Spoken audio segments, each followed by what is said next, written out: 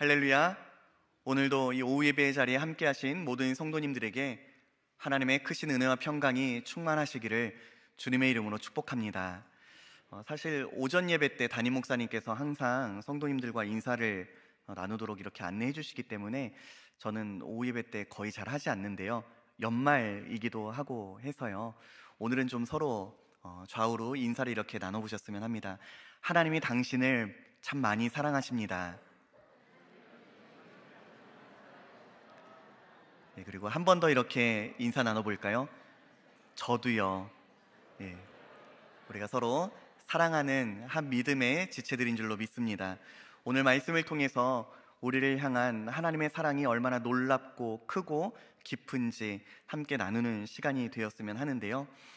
오늘은 여러분과 함께 회개에 관련된 실제적인 이제 본문 말씀, 그러니까 실예라고 들 수가 있겠죠.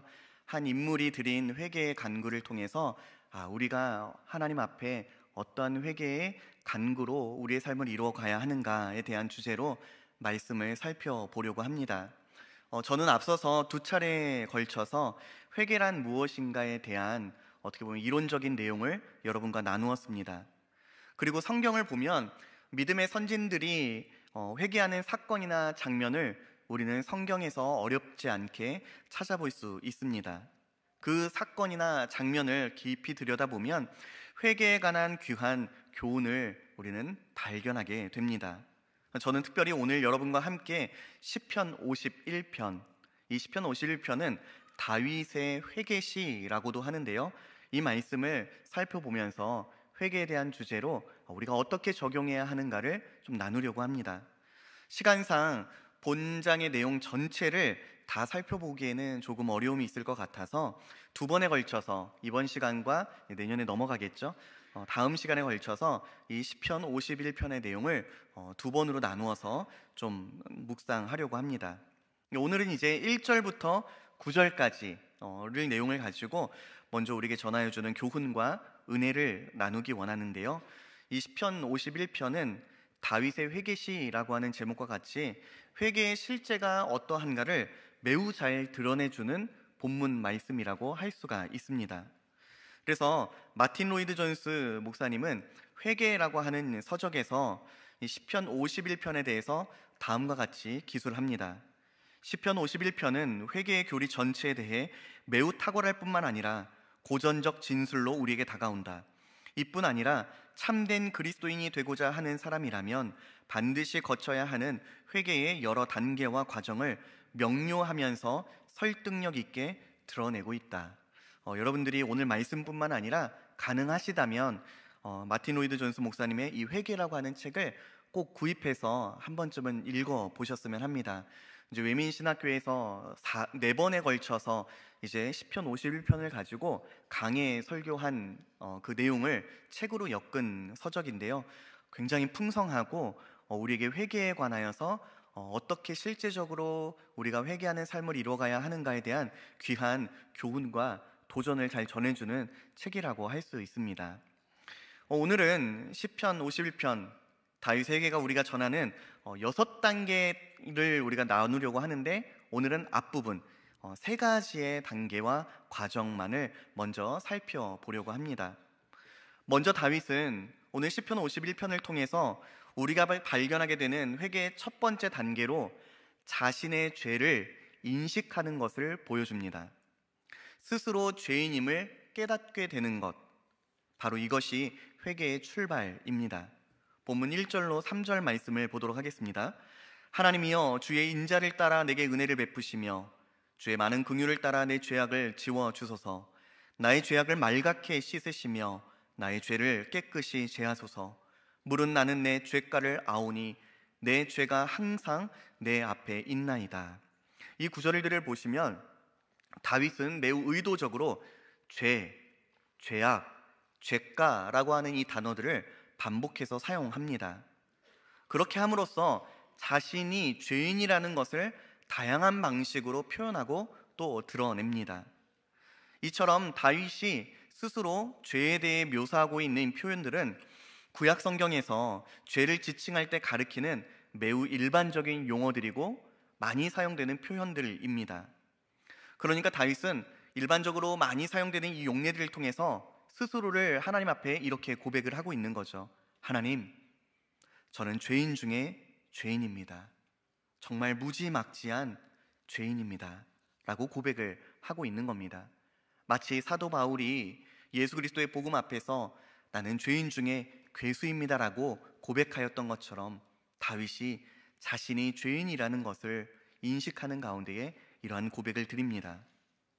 사실 다윗이 지은 죄를 살펴보게 되면 특별히 이제 조금 있다가 이 배경, 본문의 배경이 되는 사건이 뭔지를 나누게 될 텐데, 그가 드러난 죄악의 모습을 살펴보면 십계명의 10가지 계명을 다 한꺼번에 어겼던 모습은 아니었습니다. 살인하지 말라, 간음하지 말라, 이 6계명과 7계명을 그가 어겼어요. 그런데 다윗은 자신이 지은 죄를 깨닫게 되었을 때 어떻게 고백을 하고 있냐면, 아닙니다, 저는 죄라는 죄는 다 지었습니다, 이렇게 고백을 하더라는 거예요. 다윗의 이 고백을 잘 설명해주는 신약의 말씀이 있습니다. 야고보서 2장 10절로 11절의 말씀인데요, 같이 한번 읽어볼까요? 시작. 누구든지 온 율법을 지키다가 그 하나를 범하면 모두 범한 자가 되나니 간음하지 말라 하시니가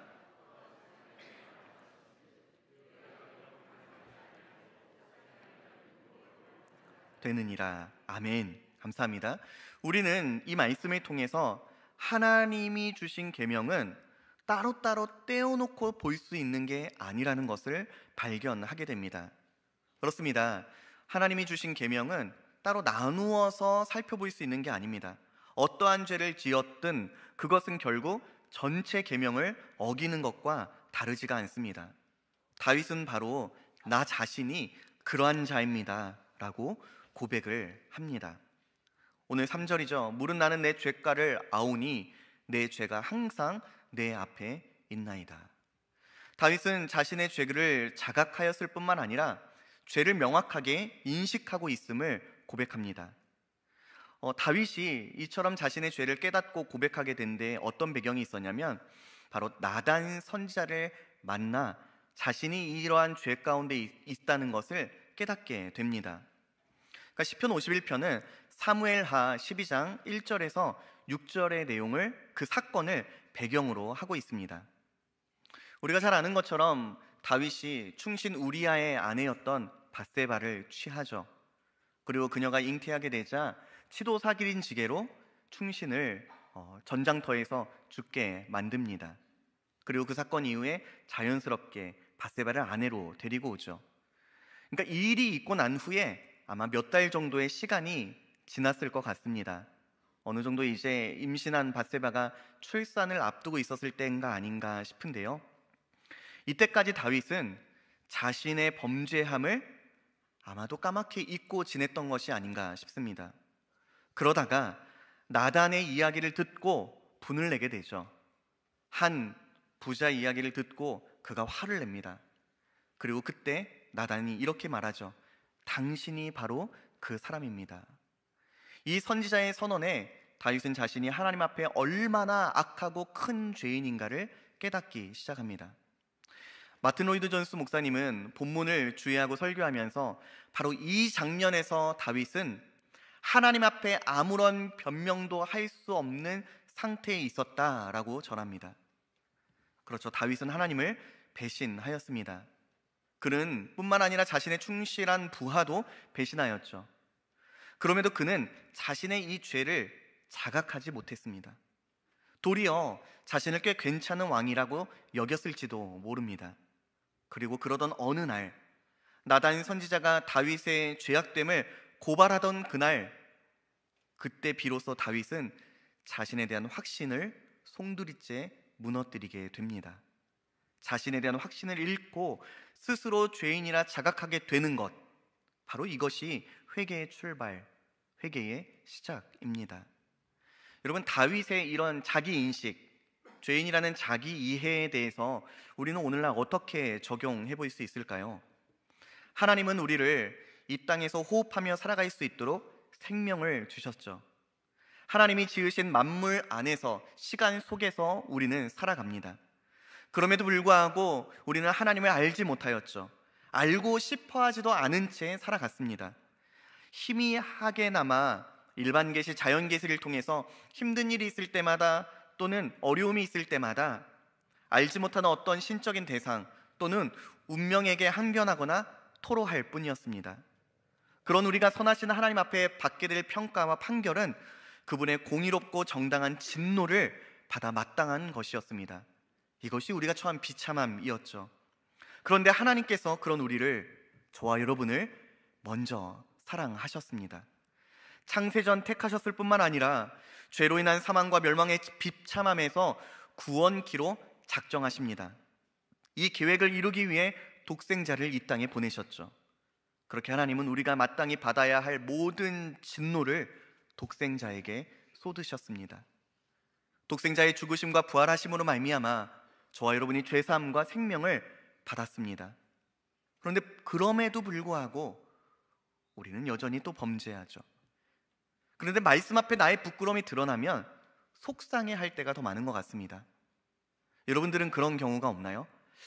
오늘 목사님 나들으라고 하는 얘긴데 지난주에 신방 다녀오시더니 와, 이렇게 강단에서 내 얘기를 하시나? 여러분들이 이런 생각 하신 적 없나요? 저는 엄청 많거든요. 만약에 우리가 어떤 말씀 앞에서 내가 찔림을 받는데 회개하고 돌이키는 자리가 아니라 오히려 교회가 사랑이 없다고, 오히려 왜 나한테 이런 불편한 이야기를 한다고 받아들인다면 우리의 마음은 사실 나단 선지자 앞에 서기 이전에 다윗과 같은 마음일지도 모르겠습니다. 그렇기에 하나님 편에서 우리 자신을 돌아보면 어떤가요? 저의 일상만 해도요, 지난 한 주간의 삶만 돌아봐도 얼마나 죄악된지 모릅니다. 제 스스로 거룩하신 하나님 앞에 감히 얼굴을 들 수가 없습니다. 물질과 건강, 명예와 인정 욕구에 얼마나 제 마음을 두고 살았는지를 모릅니다. 참으로 회개하는 자는 자신의 죄를 자각합니다. 내가 얼마나 하나님을 슬프게 하였는지를 깨닫습니다. 하나님께서 얼마나 나를 오랫도록 참으셨는지를 발견하게 됩니다.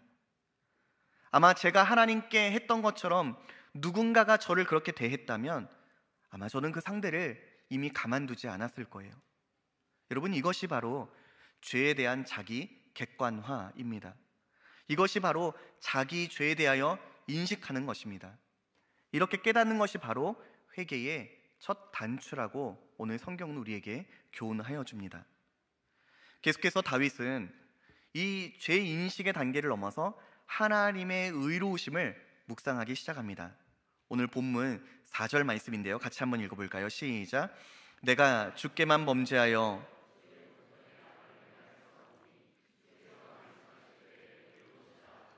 주께서 심판하실 때에 순전하시다 하리이다. 이 구절을 직역한 내용을 보면 다음과 같습니다. 주께서 말씀하실 때 주는 언제나 옳으십니다. 주님이 판결하실 때에 주님은 순전하십니다. 그러니까 다윗이 무엇을 고백하고 있냐면 하나님이 저를 판단하시고 정죄하실 때 그 모든 판단은 의로운 판결입니다. 왜냐하면 당신은 의로우십니다. 당신은 공평하십니다. 당신은 순전하십니다. 그렇기에 저를 죄인으로 판단하신다 할지라도 틀린 게 하나가 없습니다. 사도 바울도 로마서에서 동일한 내용을 우리에게 전하여 줍니다. 그런즉 우리가 무슨 말을 하리요? 하나님께 불의가 있느냐? 그럴 수 없느니라. 오늘 본장의 5절과 6절도 보시기 바랍니다. 내가 죄악 중에서 출생하였으며 어머니가 죄 중에서 나를 잉태하였습니다. 다윗은 자신에게 원죄가 있다는 것을 깨닫고 고백합니다. 하나님께서 그런 다윗에게 율법을 주셨거든요. 죄를 멀리해야 함을 알려주셨습니다. 그럼에도 불구하고 자신이 범죄하는 것을 깨닫고 나니 하나님, 저는 그 하나님 앞에 항변할 길이 없습니다. 하나님께서는 저를 선하게 대하셨는데 저는 죄로 반응하였습니다. 여러분, 이게 바로 다윗의 고백입니다. 우리가 드리는 찬양 중에 이러한 가사의 찬양이 있죠. 하나님은 한 번도 나를 실망시킨 적 없으시고 언제나 공평과 은혜로 나를 지키셨네. 오 신실하신 주, 오 신실하신 주. 그렇습니다. 하나님은 언제나 신실하신 분이십니다. 하나님은 언제나 공의로우십니다. 하나님은 언제나 의로우십니다. 다윗은 자신의 상태를 깨닫게 되자 동시에 하나님이 어떠한 분이신지를 발견하기 시작합니다. 그 하나님 앞에 자신이 아무런 항변도 할 수 없는 큰 죄인이라는 것을 고백합니다. 다윗은 이제 이 두 단계를 넘어서 자신의 죄를 하나님 앞에 고백하는 것을 넘어서 마땅히 용서를 구하기 시작합니다. 7절로 9절의 말씀인데요, 한 번 더 같이 한번 읽어볼까요? 시작. 우슬초로 나를 정결하게 하소서. 내가 정하리이다. 나의 죄를 씻어주소서. 내가 눈보다 희리이다. 내게 즐겁고 기쁜 소리를 들려주소서. 주께서 꺾으신 뼈들도 즐거워하게 하소서. 주의 얼굴을 내 죄에서 돌이키시고 내 모든 죄악을 지워주소서. 아멘. 1절과 5절을 보면, 앞의 내용을 보면 다윗이 반복적으로 사용했던 표현이 죄, 죄악, 죄가입니다. 이 단어들을 반복해서 또 교차해서 사용함으로써 자기 자신이 하나님 앞에 얼마나 큰 죄인인가를 고백했었죠. 그러했다면 이제 7절에서 9절은 이미 앞에 사용했었지만 또 다른 내용을 부각시키기 시작합니다. 앞의 내용에서 이미 사용했지만 잘 드러나 보이지 않았던 표현을 이제 전면에 등장시키기 시작합니다. 2절에 쓰시며 깨끗이, 1절에 지워주소서라고 하는 표현을 강조하기 시작합니다.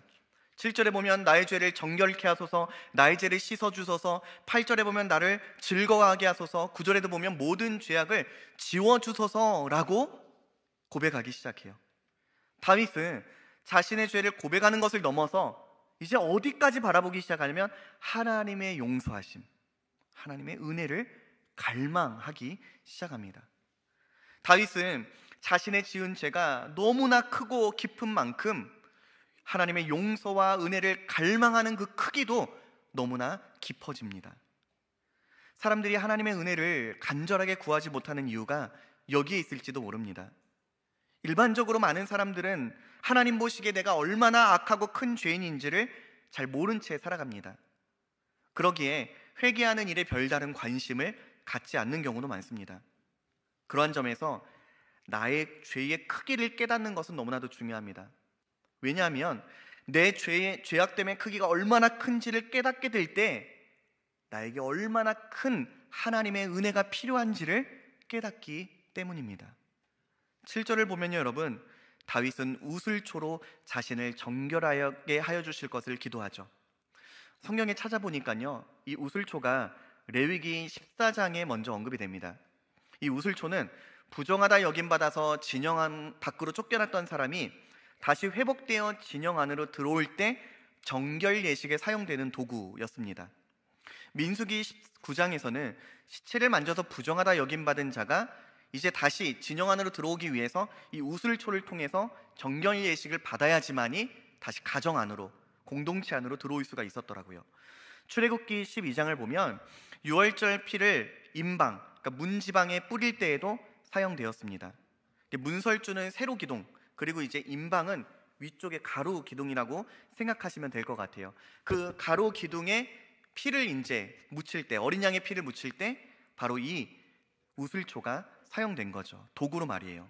자, 그러면 다윗이 이처럼 우슬초로 자신을 정결하게 하여 주십시오 라고 하는 기도가 어떤 의미로 다가올까요? 히브리서 9장 19절로 22절의 말씀입니다. 제가 읽어드리겠습니다. 모세가 율법대로 모든 계명을 온 백성에게 말한 후에 송아지와 염소의 피 및 물과 붉은 양털과 우슬초를 취하여 그 두루마리와 온 백성에게 뿌리며 이르되 이는 하나님이 너희에게 명하신 언약의 피라 하고 또한 이와 같이 피를 장막과 섬기는 일에 쓰는 모든 그릇에 뿌렸느니라. 율법을 따라 거의 모든 물건이 피로써 정결하게 되나니 피 흘림이 없은즉 사함이 없느니라. 히브리서 기자는 우슬초를 사용해 피 뿌렸던 일을 언급합니다. 그러면서 이 피 흘림으로 인한 죄사함, 정결 예식을 이야기합니다. 이 정결의 예식, 피 흘림으로 인한 죄사함을 28절에 가서 예수 그리스도의 죽으심과 연결하기 시작합니다.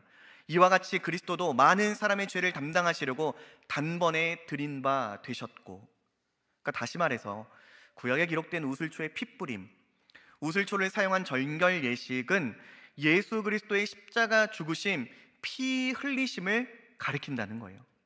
그러니까 궁극적으로 다윗의 회개는요, 자신의 죄를 자각하고 하나님의 공의를 고백하면서 예수 그리스도의 피 흘리심, 그분의 속죄하심에 의지하여 회개를 드리는 기도였다라는 거예요.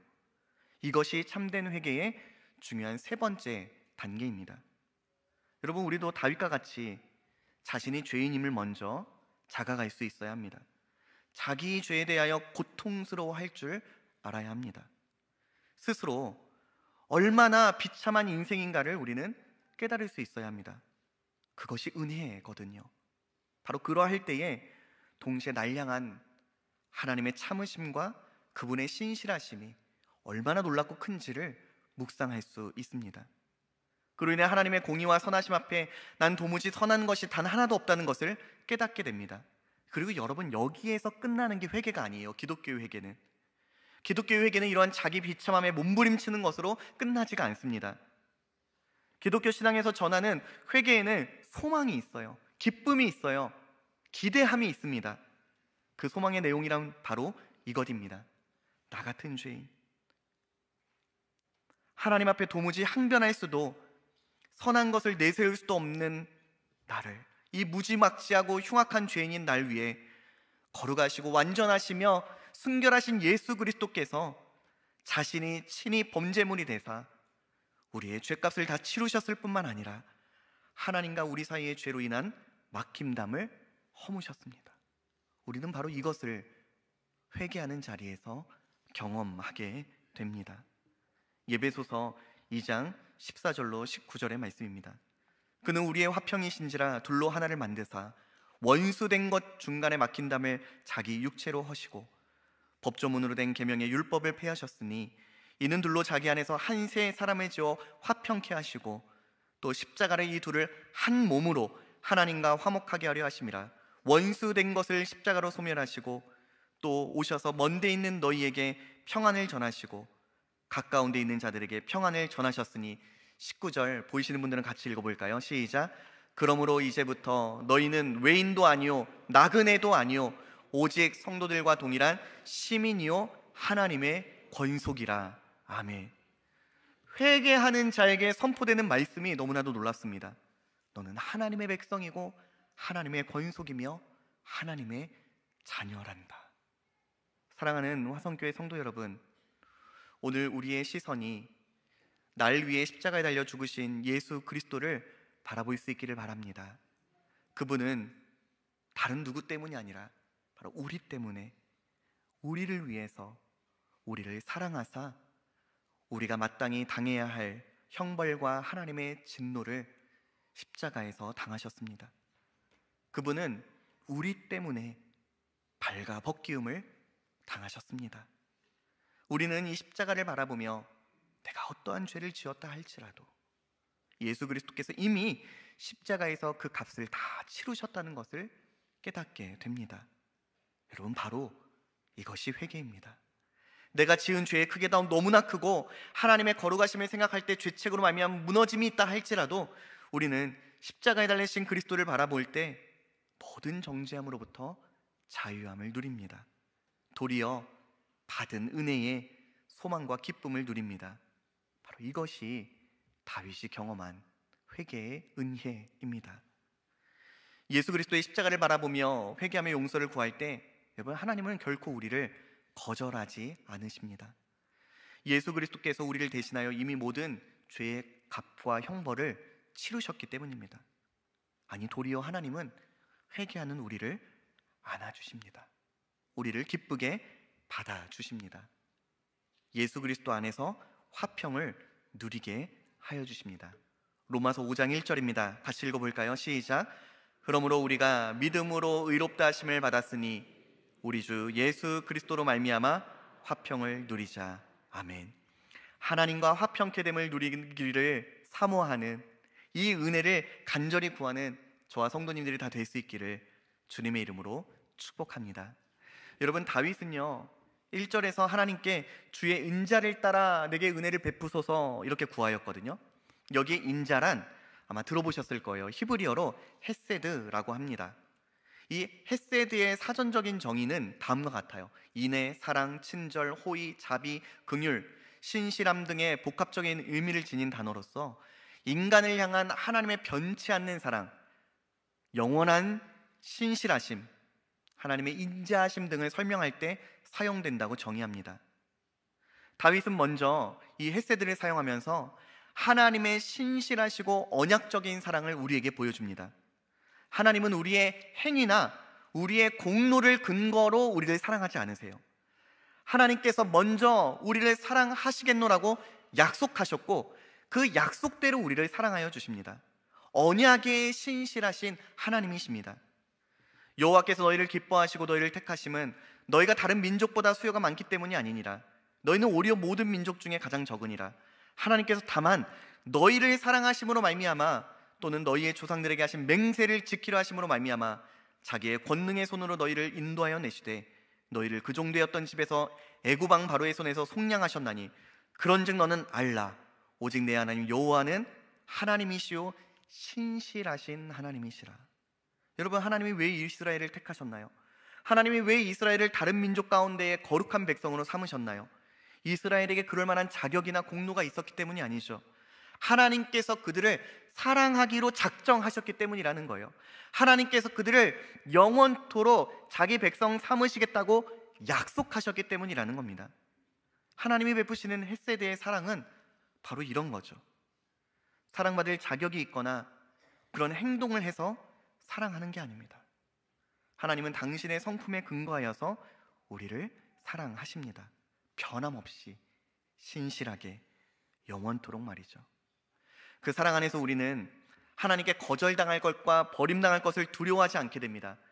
그렇게 다윗은 기꺼이 그 아버지의 사랑을 구하는 회개의 자리로 나가는 거죠. 또한 이 헤세드는 분에 넘치는 사랑이었습니다.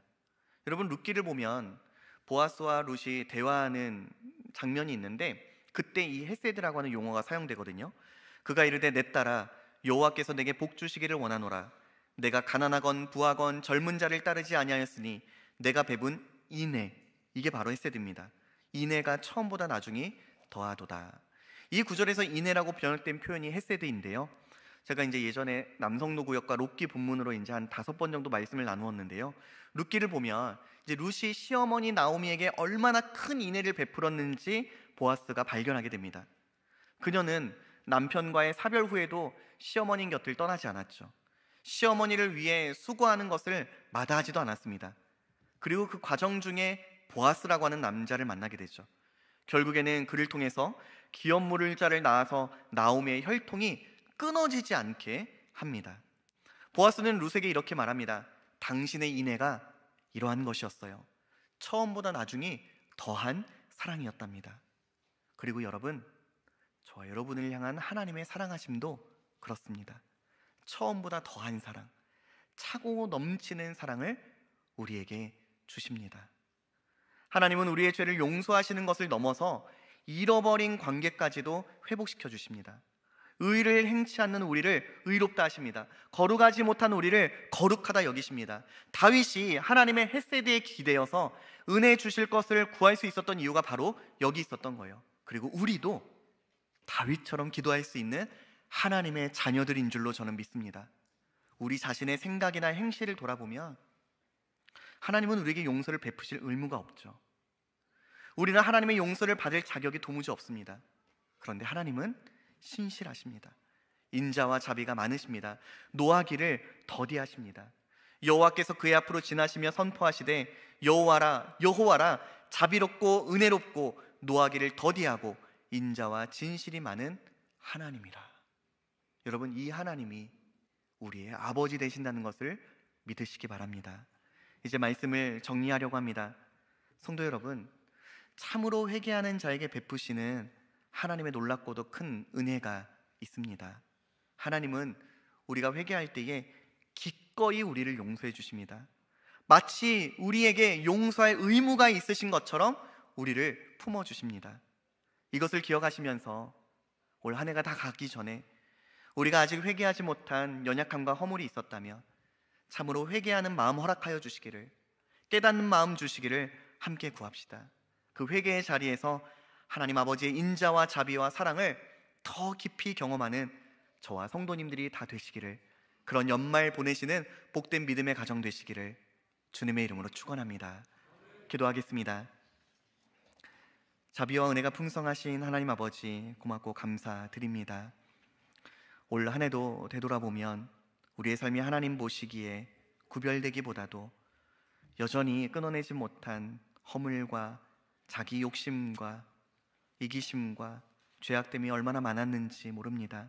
그럼에도 불구하고 우리를 버리거나 포기하지 아니하시는 그 하나님의 인자하심에 기대어 예수 그리스도의 이름 안에서 회개하는 자에게 허락하여 주시고 베푸시는 하나님의 풍성한 사랑과 또 하나님의 함께 하심과 회복해 하심을 누리며 사는 자들이 오늘 이곳에 모인 주의 백성들 다 되게 하여 주시옵소서. 그리하여 나의 죄의 크기를 깨달을 때마다 날 향한 하나님의 그 놀랍고도 큰 사랑을 더 깊이 경험하여서 오히려 회개하는 자리가 부끄러움의 자리가 아니라 하나님과 다시금 화목해 됨을 누리는 그 기대함과 기쁨과 소망을 누리는 그 삶의 자리를 아름답게 세워나가는 우리 모든 믿음의 가정들, 우리 화성교회 되게 하여 주시옵소서. 감사드리며 이 모든 기도의 제목 우리 구주 예수 그리스도의 이름으로 기도하옵나이다. 아멘.